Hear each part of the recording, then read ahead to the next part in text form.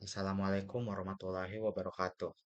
Pertama-tama perkenalkan nama saya Zarizky Mediansyah dengan NIM F1D02310099. Hadirnya saya di sini akan menjelaskan terkait dengan tugas infografis saya dalam mata kuliah kewarganegaraan. Jadi infografis saya membahas terkait the issue of citizenship atau isu-isu kewarganegaraan. Nah, isu kewarganegaraan ini banyak cakupannya mulai dari isu-isu tentang ideologi, tentang isu politik, isu hukum, isu ekonomi, isu pertahanan dan keamanan negara, dan isu budaya dan mungkin masih banyak isu-isu di luar sana. Nah, tapi saat di sini saya akan menekankan 3 poin dari infografis saya yaitu isu ideologi, isu pertahanan dan keamanan negara, dan yang terakhir isu ekonomi. Pertama-tama isu ideologi.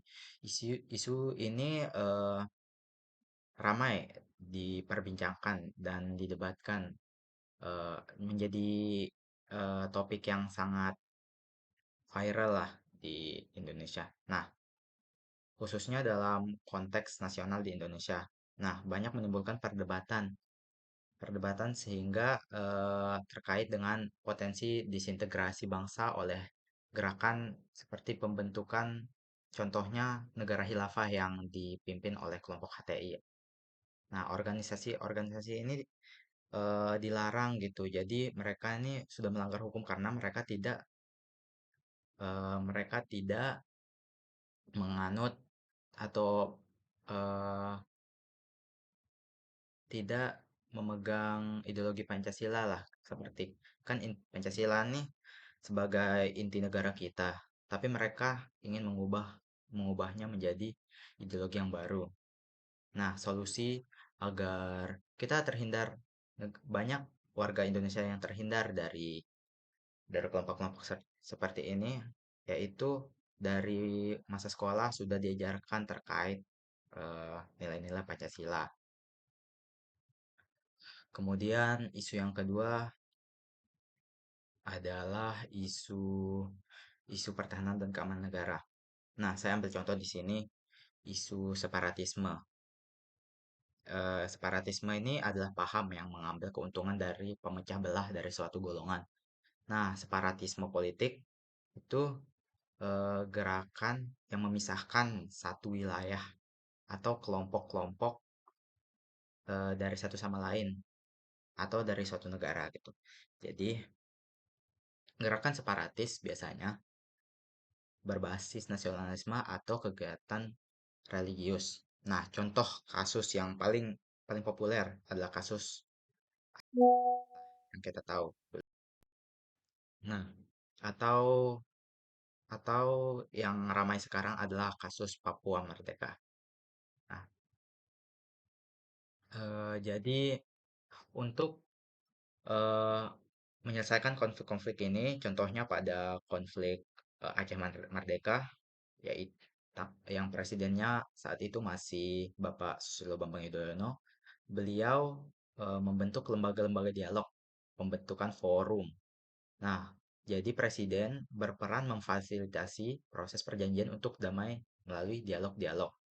Nah, jadi untuk isu separatisme yang masih terjadi di Papua, sewaktu-waktu bisa mengeluarkan api yang besar seperti kemarin kan yang banyak tentara mati oleh gerakan separatis ini dan sangat merugikan negara Indonesia baik baik dari segi wilayahnya tersendiri atau wilayah di luar itu.